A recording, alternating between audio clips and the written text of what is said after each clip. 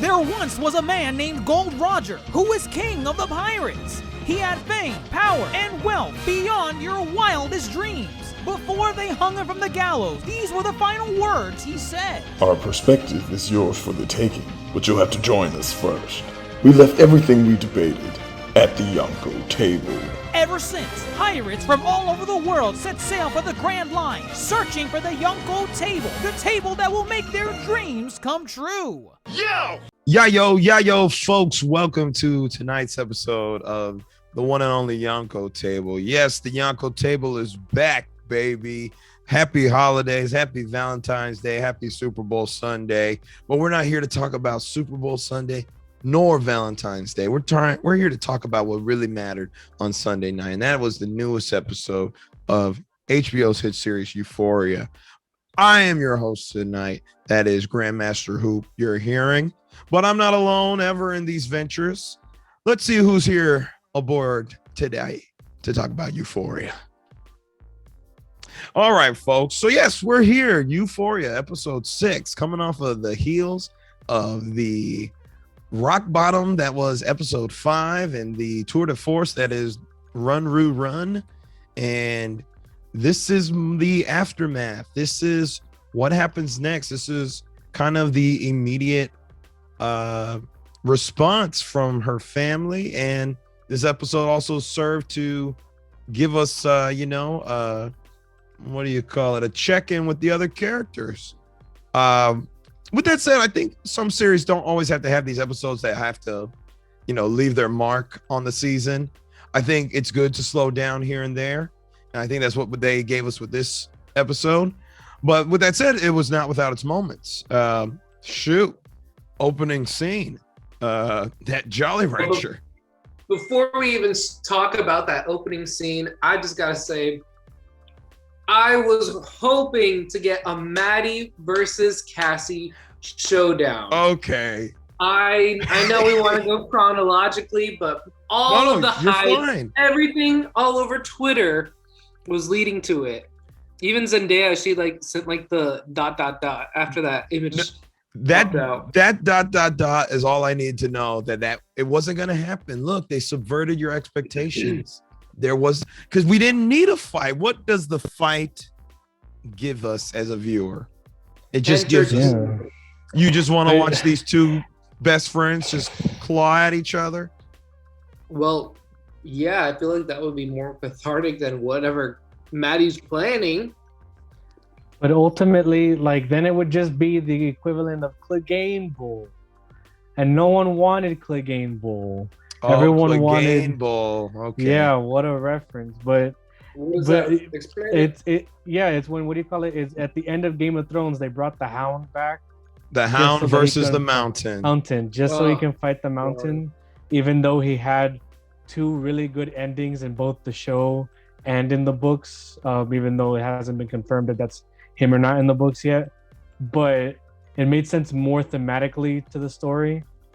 Ultimately, they just brought him back to see him fight, but I liked that they didn't. I liked that there wasn't Maddie versus Cassie, because maybe in isolation it would be, but you also have to remember that there is one big abuser in Nate Jacobs that is basically pulling everyone's strings. He's playing everyone like a fiddle right now, and I think this episode was kind of saying even though, even though Cassie's on a really different arc and she's progressing in a way we don't want her to be, ultimately even though she's an antagonist of other characters, she still has an antagonist to her own story, if that makes sense.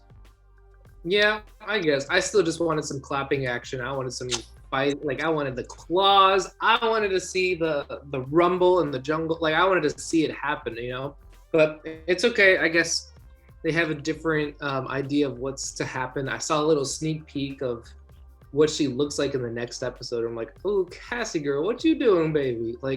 See, am I the only one who doesn't watch what's happening next time? Yep. I sometimes watch it. I sometimes don't watch it. How do you guys do this? I'm literally so eager to see what's happening next. Well, mine doesn't even play what happens next time after the episode ends. Like this episode ended with the credits and then the HBO sign, and then it said, "What do you want to watch next?" What are you watching this on? I watch it on HBO Max. On your laptop, on the TV. It just doesn't offer. Roku, Apple. Oh my gosh, we're not getting into this. The fact is, I didn't see. Our proud sponsors are the only thing I saw was the funny line where she's like, "Oh my gosh, is this play about us?" And I saw people making fun of it with Avatar, the Ember Island players, and then they said, gosh, "What a reference!" They said Diana Ross watching Dreamgirls. That one was really funny. But here, look, let's talk about it. Yeah, I think they're leaving the interpretation of their upstairs, when she ran upstairs in the last episode.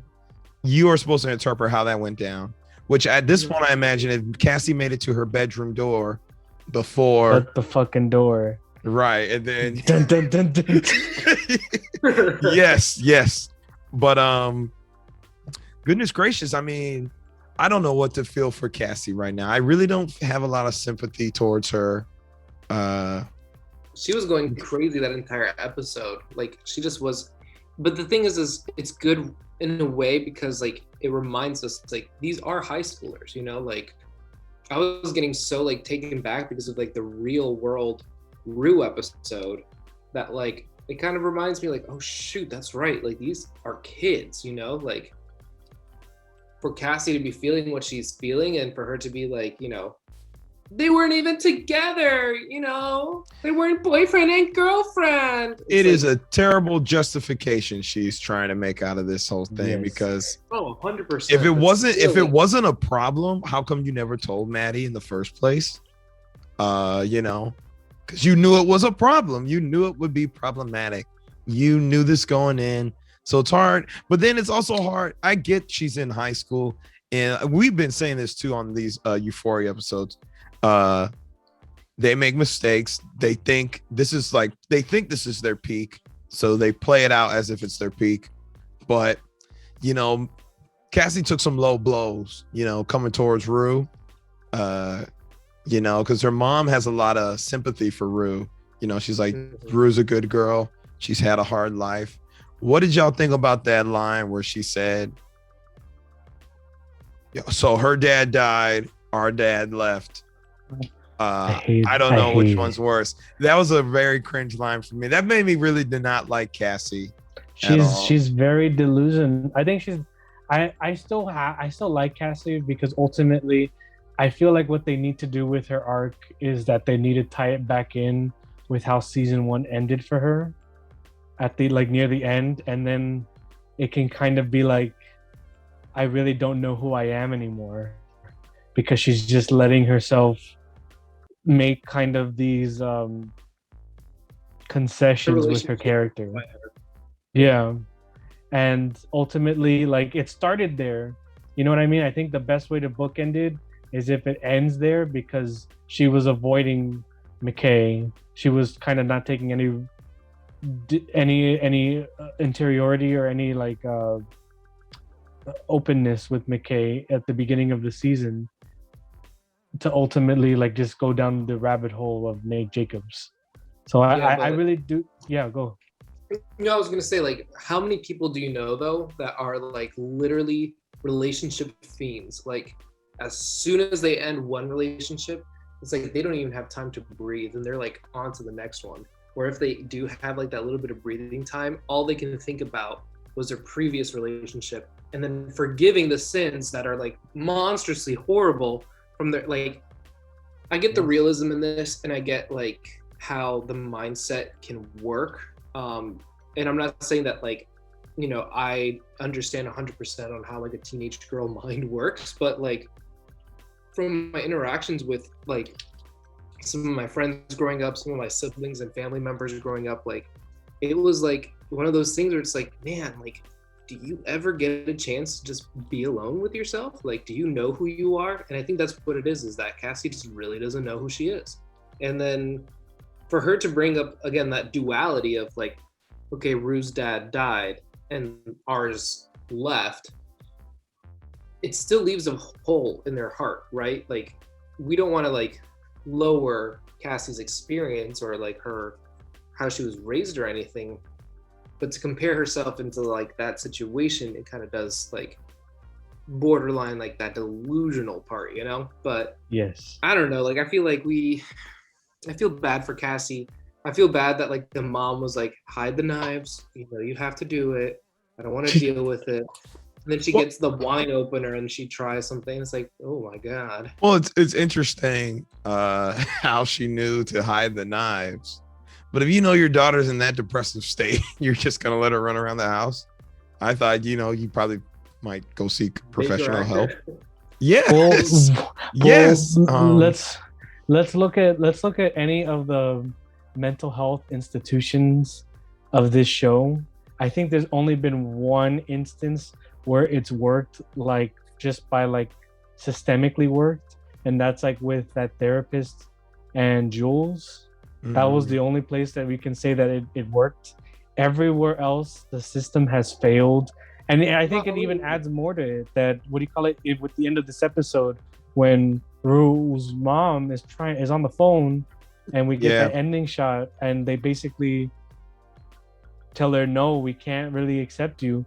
Like it's I know that they haven't said it yet, and I think they should have acknowledged it to some degree, because I'm really inferencing here, but it did, you know, it doesn't seem like these people can necessarily afford or have the privilege enough to get like this professional help. Or even worse, the mom may just be like, you just need to get over it. Because actually, I think you're onto something with that, because remember how she was saying like, oh, well, my husband wanted me to go to AA and I never believed in that. Like, she was, you know, very turning down any sort of outside help. And I mean, from like a Hispanic household, like I know like getting any outside help for any sort of mental health things, like it's usually like, no, like just go sleep it off, or oh, go eat some rice and you'll be better. Like, it's not something that we really talk about like within like the household. So like maybe it's the same thing where it's like, you know, Cassie, like I know you're sad, it happens, it's a heartbreak, I had a heartbreak when I was your age and this is how I dealt with it. But like the difference within the generations is like, I think our generation, or that generation, Gen Z, kind of takes it to like a whole extreme level in a way where it's like they aren't really promised tomorrow. Like they I remember the first episode of Euphoria, she was born on like 9/11, like 2001, you know, and then they had to practice school shooting drills and all this stuff. So it's like it does get kind of terrifying with that idea of like tomorrow isn't promised, so everything has to be extreme right now. And like I think what GrandMasterHoop said, that like if they're at their peak, they're gonna ride the peak as long as they can, you know, like this is like the best moments of their life, quote unquote. So it's very interesting to see like all of that kind of play out. And then like I feel so much for Rue's mom. Like, you're in this position, you have your two daughters, you want to have one of them get taken care of. One of your daughters literally just said that like, it's a good thing that you guys are Baker acting me or taking me to the ER now, because I was planning on killing myself in the next couple of days. Like, to hear that as a parent, I'm sure it must be like so emotionally draining on you, you know? And like, man, to see the system fail in that aspect, like, you kind of get it, you know, like you kind of understand why there's the stuff happens and it keeps on spiraling in a circle. Yeah, I was gonna the mistrust for the system, I think, is a good point that you pointed out, Nino, because yes, if anything, the system has failed in a sense as portrayed in the show. And that's also real life, as far as also the system not dealing you that helping hand that you were supposed to, you know, basic human rights, you know. Rue came back from rehab, relapsed quick.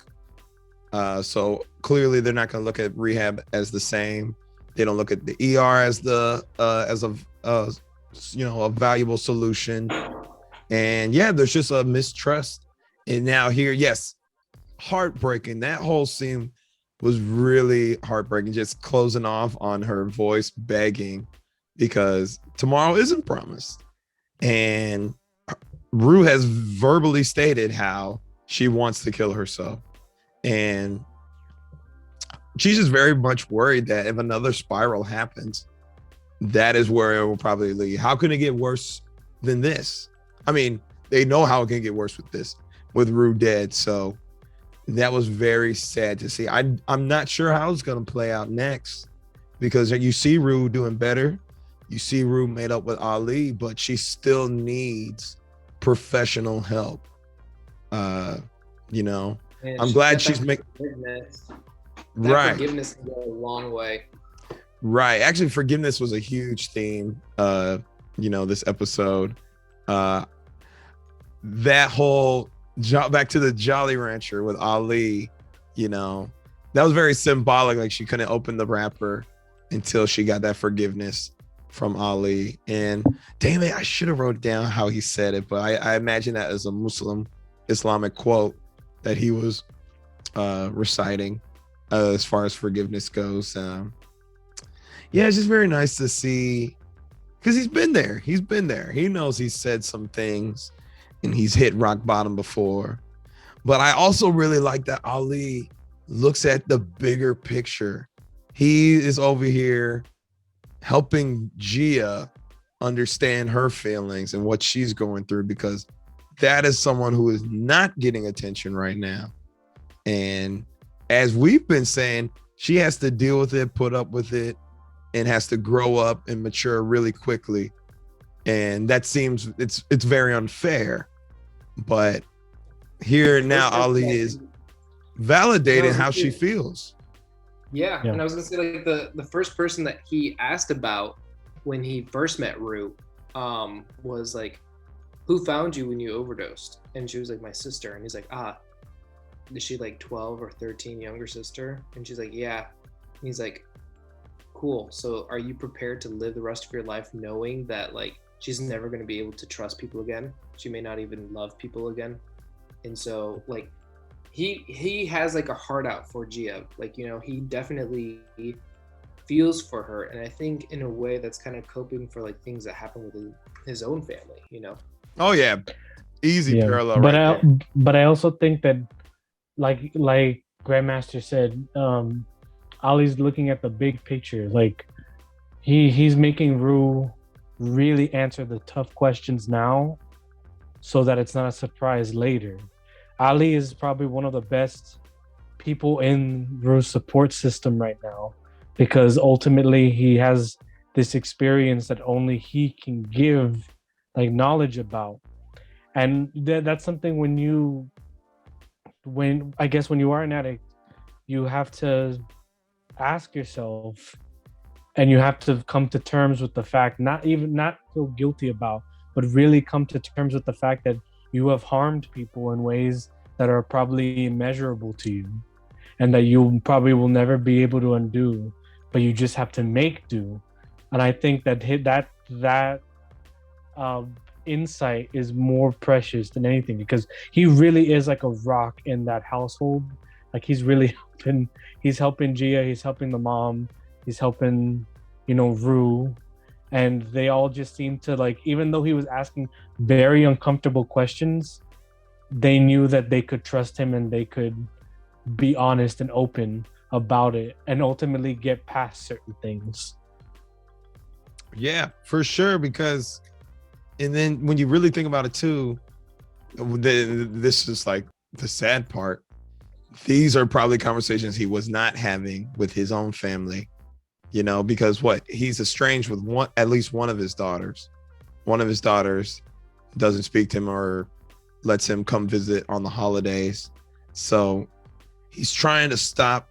And see, I had a conversation the other day with Apex and Z, and she made a comment about The Wire was a bad show. The Wire is a great show, first of all. HBO is really good at their shows.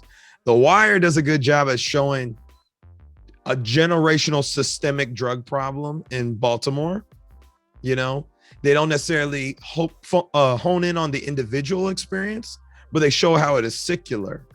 Ali is trying to break a cycle here. He does not want Rue to go through what he went through, you know, or worse, Because definitely like teacher. I hope that we don't see any more of that lady.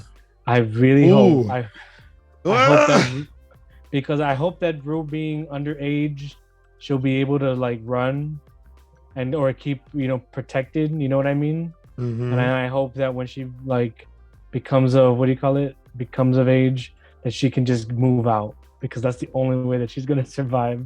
No, That's the only way. I listen. You know, she didn't make an appearance nor a mention. The only thing remotely close to any kind of, you know, bigger type of crime was, you know, that dude is about to snitch on Fez. You know, I guess he's gonna wear a wire or something. But I'm telling you right now, they're gonna be pushed against the wall. I think Fez and Ashtray, they're gonna have to take out Lori. They're gonna have to take that bitch out. Get her out, because that's if they don't get like raided by the police. Well, in the they next episode. they don't keep the drugs in their house anymore. That's what Ashtray said. But I don't know. I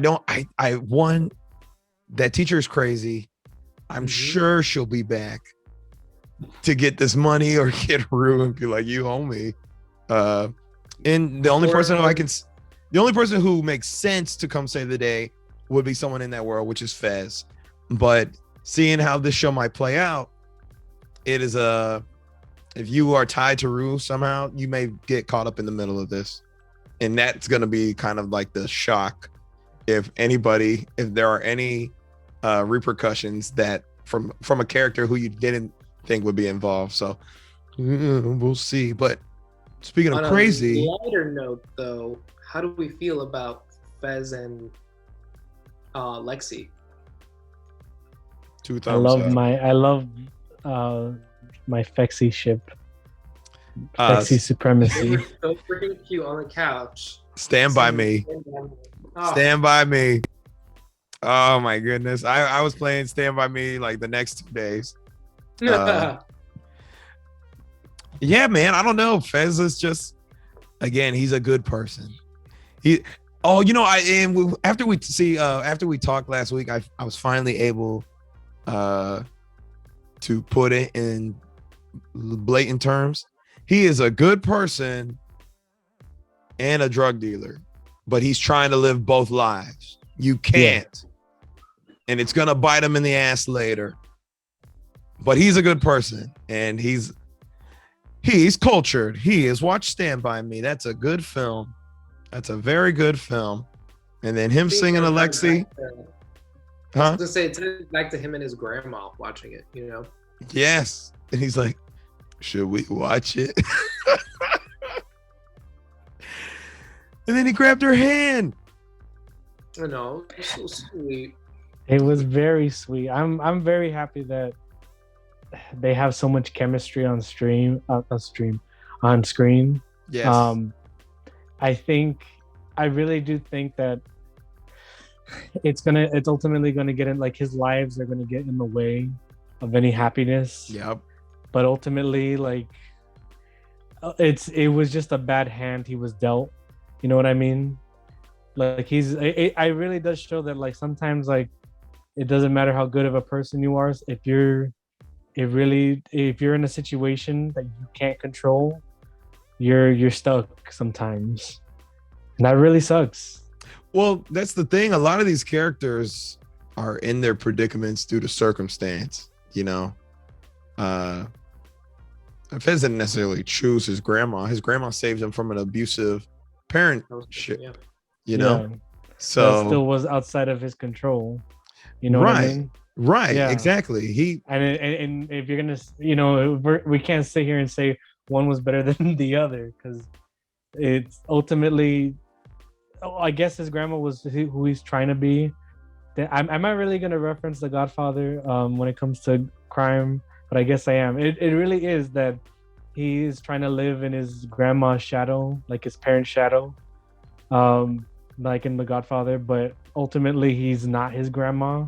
Right. So that's probably gonna bite him in the ass. Because his grandma always knew when to, like, she was just stone cold. She would not care. She would take your baby and then be like, okay, I'll just raise the baby.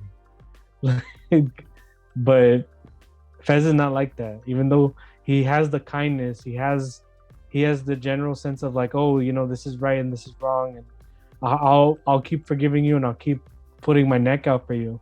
One day it might come to, you know, beat his ass or raid his house. It's coming. It's definitely coming. That's like a point that we're building to right now. Because again, I've been saying this, he can't keep riding that line. It's going to come back, and then he'll have that cathartic realization that he's got to choose one or the other. Do we think that anybody's gonna die this season? I don't know about a show like this. I think that Fez, or like the most likely might be Fez and Ashtray, because they've been giving them, you know, what were somewhat minor characters in season one, or like background characters that really complemented like Rue's storyline, and that they were just fleshed out really well. They got really fleshed out this season, even though with the minimal screen time that they had.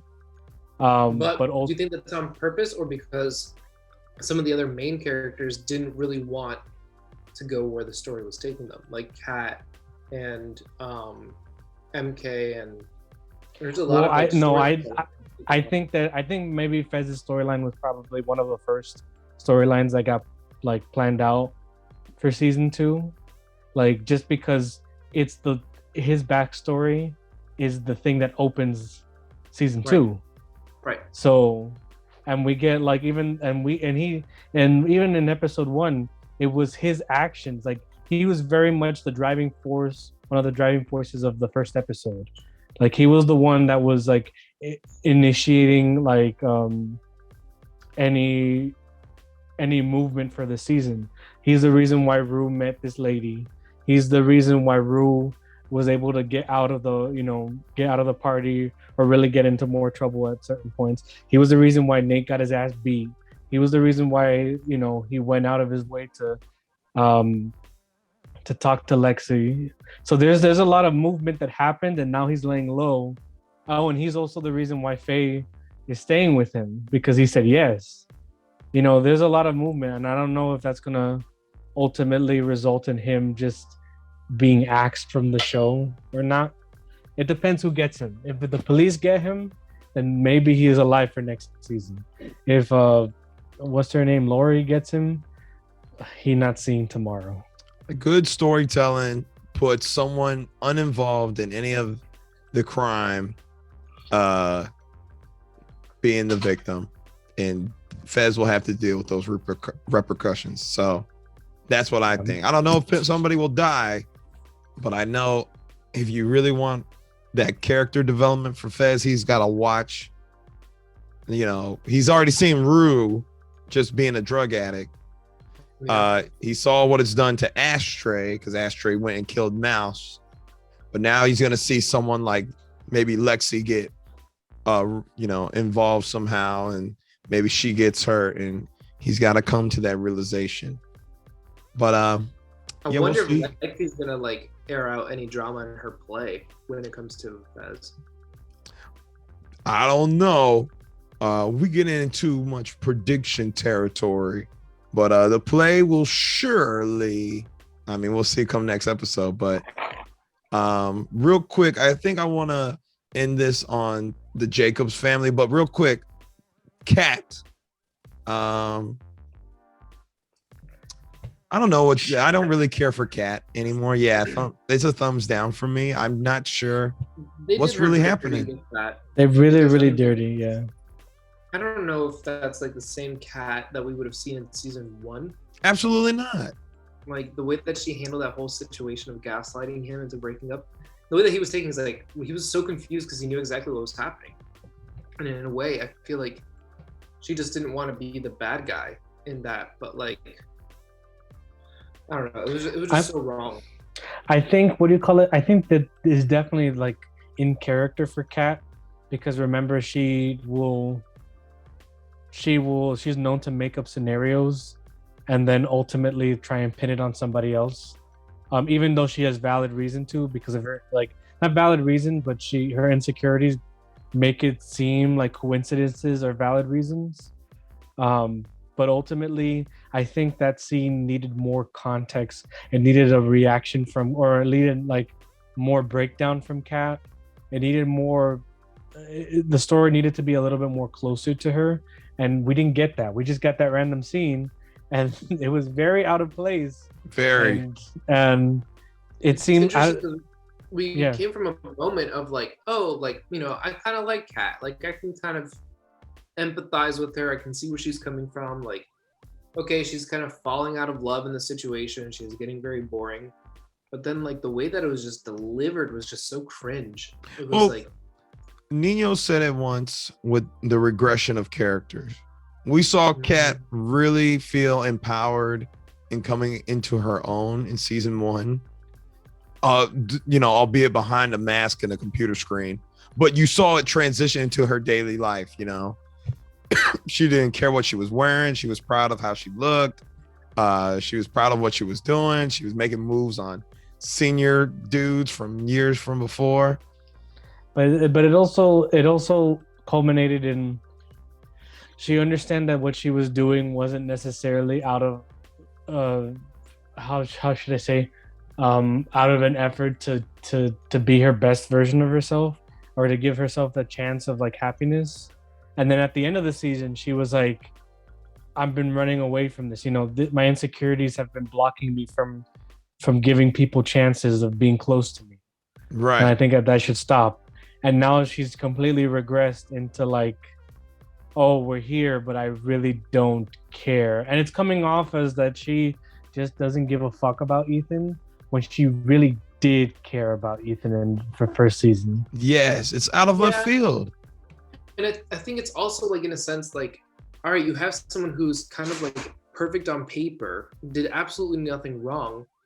How are you just going to break up with someone? You know, like, how are you just going to say like, hey, it's not working out between us. Like, I'm sorry, I just don't feel anything. Like, for her to do that, I think it would be easier for her to kind of make the other person feel like it was their choice. And so, like, I feel bad that for Ethan and how that whole situation was handled, especially since she called the meeting, like, she wanted to like do it in a public place so she doesn't feel like cornered or anything in a way. And it was just, I don't know, it was just so cringe.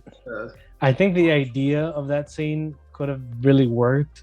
I just think, again, without any of if you have just a bunch of tomatoes and none of the salad, then you just have a bunch of tomatoes. They don't really make sense. You need the rest of the salad for it to be a salad. Sure. I think I see what you're saying. You said a what? I said it's called ketchup or salsa. You put ketchup on your salad? No, I'm kidding. He said that if it's a bunch of tomatoes, then it's not a salad. I said, yeah, it's called ketchup. Oh, well, you actually need some sugar and some fructose. All right, I get it. The joke flew over. It's okay. No, we're good. Either way, Kat, I don't know. Dr. Rika, I should mention we should mention Dr. Rika. I want to get her thoughts out. Said made no sense. Sad how they're handling her character. Just making her unnecessary. Couldn't agree more.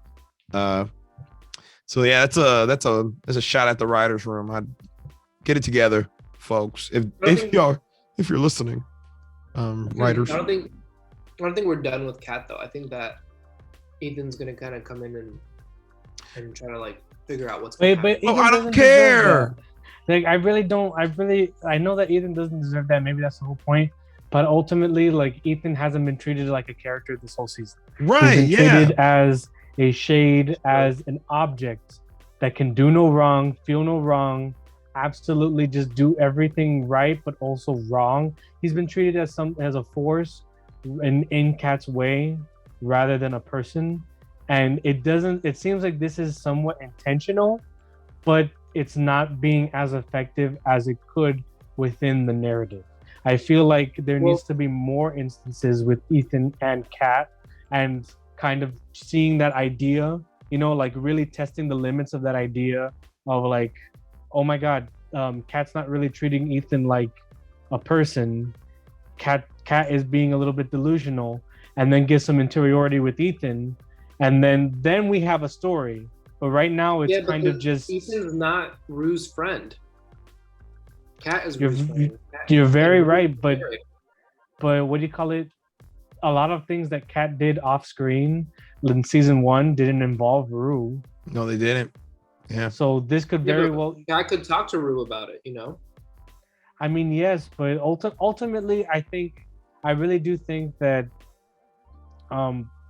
the exclusion of Kat is because they had an idea like of where they wanted to take this, and then, you know, Barbie probably rightfully so didn't want that and wanted to have more say in her character, and then they were just like, we're just gonna half-ass a character arc for you that's really interesting in concept, but doesn't have any of the, what do you call it, of the pushing mechanics, you know? Kat doesn't have multiple people questioning her. Kat's not showing any questioning in herself. Ethan is not questioning anything. He's just kind of taking it, and he's kind of just being an object. So it ultimately comes down to a watered down version of what we could have gotten. And Right. I don't know if I, you know, like, I don't like that. I say this, season 1, when you look back at it, season 1 felt like an HBO series. And when I say an HBO series do a very good job of balancing multiple characters and what they're going through and showcasing them and having them not feel as if one is outweighed by the other. Like season 1, we got insight on every character, everything they're going through, and then we saw their storylines collide or intertwine with each other, and it did a very good job. Season 2 is very Rue focused. It's very, you know, and the branching out of Rue's life. The only other major storyline really is the Jacobs family. Yeah, the Jacobs family. Cal. Yes, the Jacobs family, and here we are, the Jacobs family. It really does feel like, and the more as we go on, the more I believe the rumors to be true that Jules was ultimately supposed to have the, what do you call it, this unrequited love arc with Nate.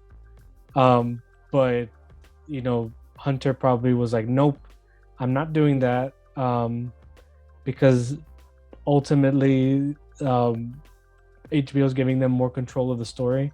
And then it's turning into, you know, this a shift in Cassie's character, because it kind of fits, you know what I mean? Like, if you move Jules one way and then move Cassie and what Jules was supposed to be, change a few things, and then get rid of some of the problem characters who mostly interacted with Cassie, like McKay and Kat, then smudge them out, then you can make Cassie's story revolve around Nate, and then ultimately you still get the Nate portions of the show, which were probably like really, really stretched out, because I don't think we were going to get all the Nate stuff that we got in this season, probably when they were first planning season 2.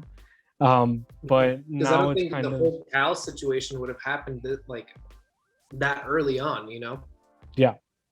We weren't even in mid-season until like when Cal went and busted out. No, we were not. This is episode 4. And No, you know, episode 3. No. Cal peeing was episode 4.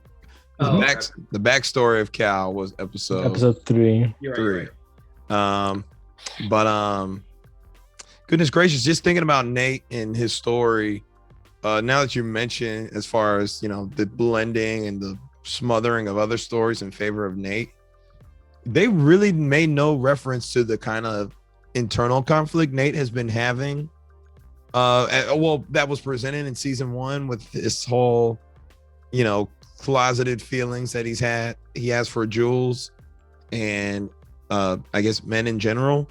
It until this episode, this is the most recent they brought it up, because, you know, he tells Jules. Well, not just Jules. I think he had and I don't mean to like I don't mean to call you out, but I just want to correct you. Oh, go ahead. Like, he has a thing with specifically people with like the right like with his genitals, You know what I mean? He's very genital focused in his mind, and like he's very much this idealized versions, because you know that like they made such a point about it in season 1, and then that's why he like he was going after Jules almost. That's what I at least got from season 1, that he was going after Jules because she was a girl with the same genitals as him. And that's kind of really disgusting, but that's why I think that's where it was going, because that like there was so much like emphasis about him and like his witnessing of like staring and not having to look right, and then going through his dad's stuff. No, you're fine. I never looked at it like that, but that makes perfect sense to me. But either way, it still never came back into play in season 2 until and it was very lightly touched upon in this episode when he, tells Jules everything I ever said was true, for the record. But I thought the conversation with the mom was really cringe. It kind of had me really nervous the whole time, because she called him an angry boy, and he was trying to defend himself, saying I was angry at my dad. It's different, Mom. Right, I thought the mom might get punched by Nate. I thought Nate was, and then he just kept on getting angrier, and it's like, dude. But that lady can act. Because when I was watching that scene, it did feel like a scene from a play. I felt like I was watching a play. Oh yeah, definitely play vibes. Because it was definitely dialogue centric and less shot centric. So there was a lot more going on in the written, medium rather than the visual. Right. There's also a lot of things, I have to call out some people who are not here with us. Kame Chris did point out, and other people did point out, that something's going on, because this show is very much detail oriented at this point. I mean, they could be pulling a Game of Thrones and just be like, oops, we messed up. But it does seem that if Nate found the tapes at 11, then how come his mom would be like, when you were around 8 or 9, you started to darken? And with the brother? Yeah, there's definitely something that's being hidden from the audience right now, because now that you mention it, I think in that family portrait, he was like around 8 or 9, right? Or was he a little bit maybe. All I gotta say is, abusers like Nate, who again got called out for choking. The mom blatantly said, "You choked that girl." And he's like, "I didn't choke her." They dropped the charges. Most abusers were abused. Yes. And here we're saying, the darkening happened earlier than him finding the tapes. Maybe he was abused by his older brother, who at this point is not mentioned, only seen in that photo. And we see that photo multiple times. Yes, there's something not being mentioned. And now I'm starting to think it probably directly relates to the other Jacob's brother.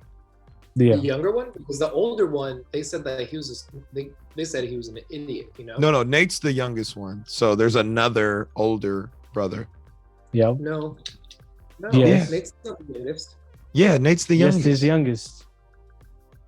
Remember, you were one of the people that brought this out. There are three. Yeah, there's 3, but like in the picture, Nate and Aaron are around the same age, and the 2 that are in the back are around the same age. And then the one is significantly younger than the other 2 that are in the back. There's like a 5 or 6 year difference, and I don't think there's a 5 or 6 year difference between Aaron and Nate. Pretty sure Nate's the youngest. Well, so far from what we've seen, he's the youngest. But maybe that's something to be revealed. Maybe there's something that we're not seeing yet, because ultimately I think that the mom is hiding a secret about probably one of the third child, and that's going to come into play later. But yeah, I don't know if Cal has anything to do with it, because that'd be really weird if it turned out that Cal abused of Nate, any more than he already did, like in any other way, like sexual ways.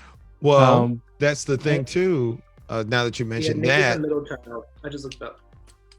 Where's your source? Wiki. Real quick, what Nino just said. Remember, the mom said you inherited all your dad's bad qualities. So that leads me to believe whatever may have happened in this household did not stem from Cal per se, as far as outright Cal. Maybe mentally, yes, Cal has had a mental grip on his family, but I don't know if he was probably the abuser. It doesn't sound like it. It sounds like something else is going on here. Yeah, especially because I don't know if the show would give so much attention to Cal's perspective and Cal's story if it turned out that he was like a sexual abuser, or that he's enacting any kind of sexual violence. Him abusing Jules, and like he was like really against like the fact that like she was younger, like he was like, she told me she was 22. Like there's nothing else I can say. Like I'm so sorry. Like he felt really bad about it, and like I feel like if he didn't really care, he'd be like, fuck her, she's lying, like blah blah blah. Like he would kind of manipulate and change the script, but like he really was like, I didn't know that she was that young, like.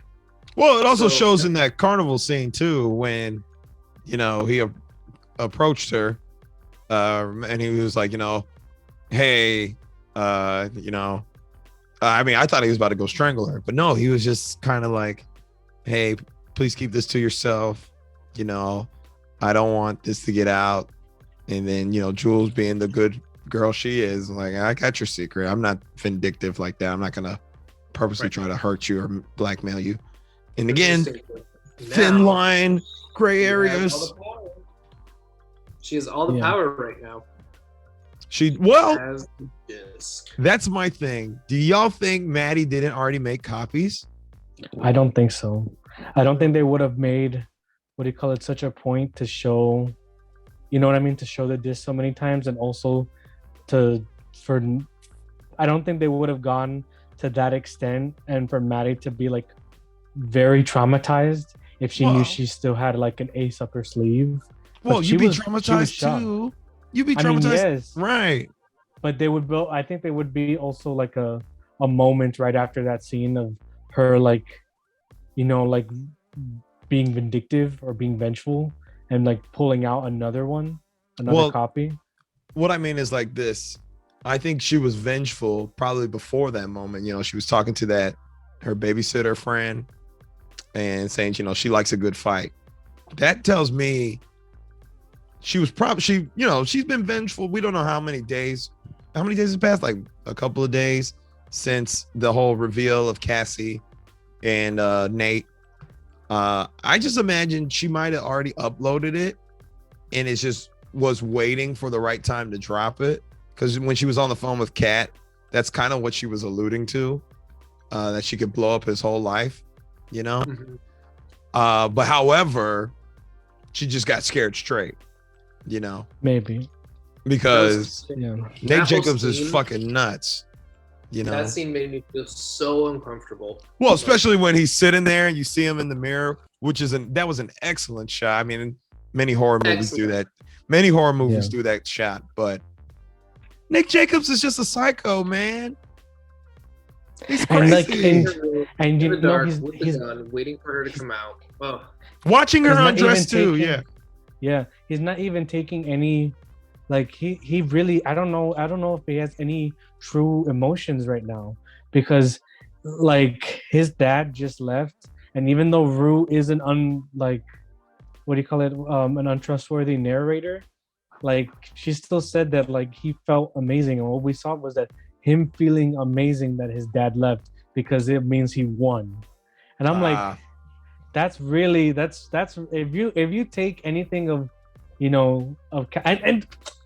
and let me just say something. Cal pissed in the fucking house, and they just left it there. And then what do you call it?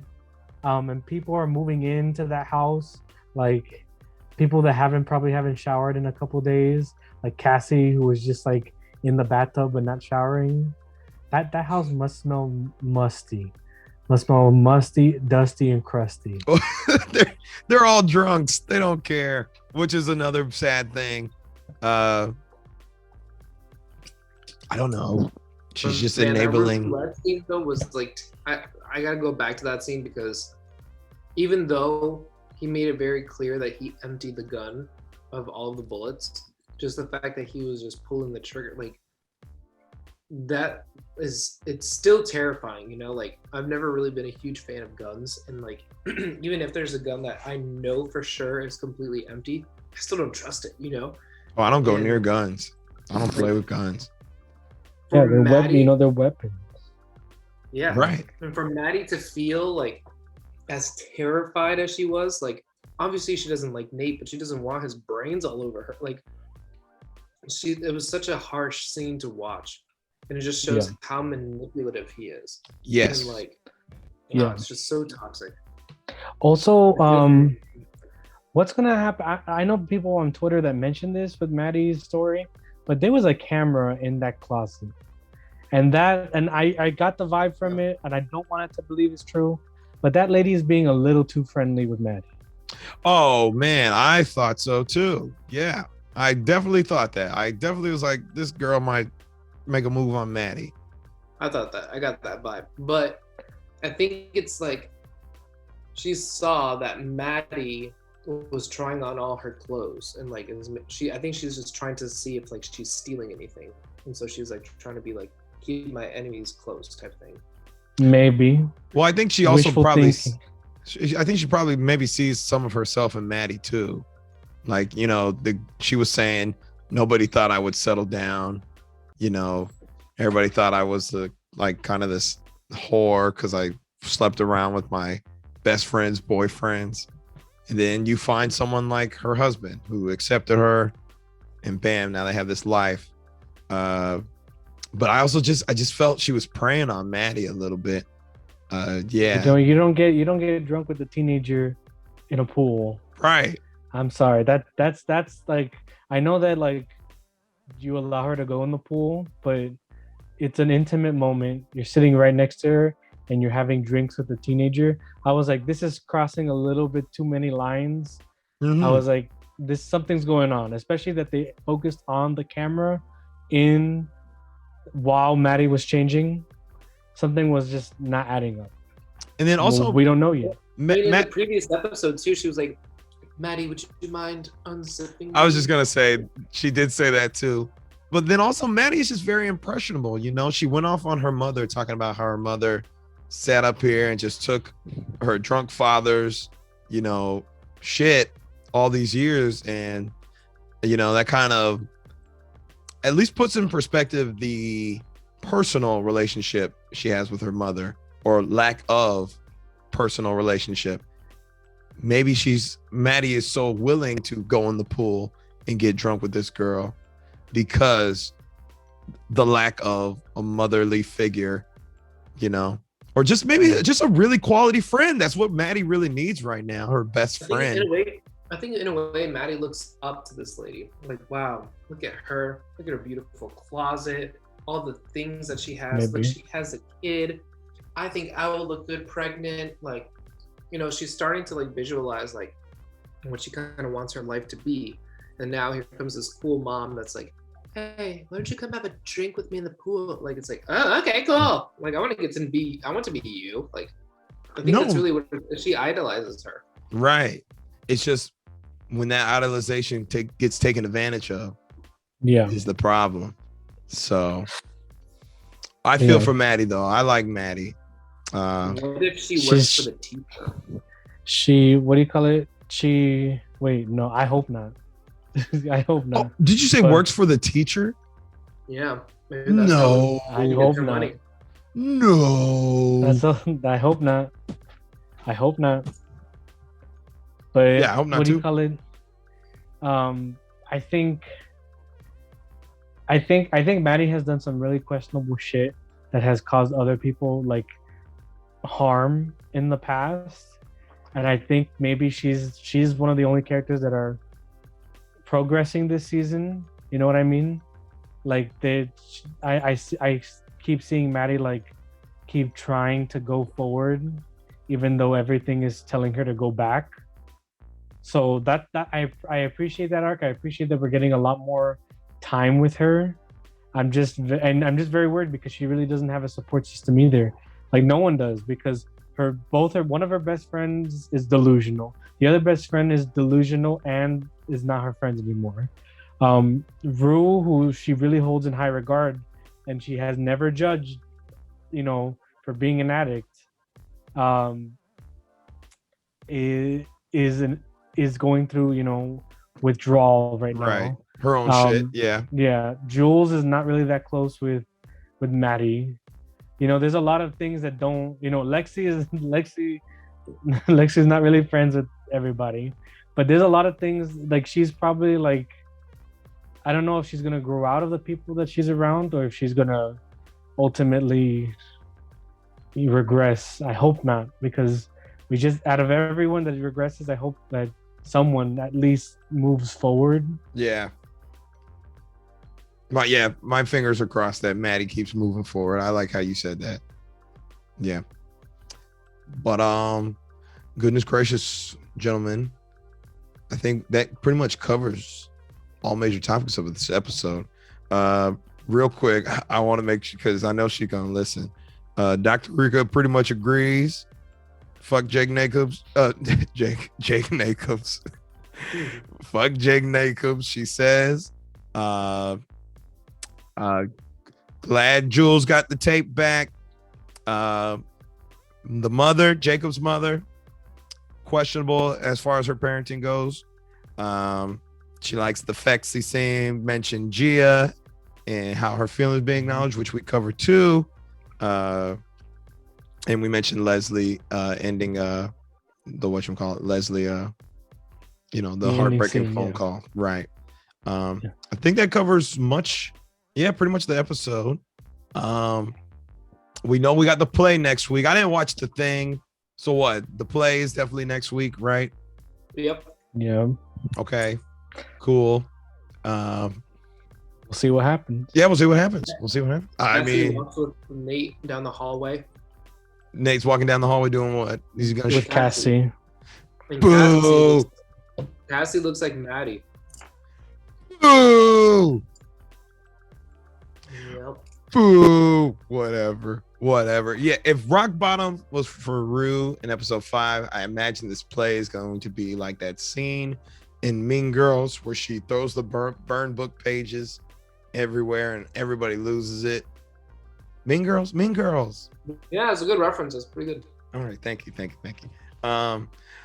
But goodness gracious, yeah, listen, let's not beat a dead horse.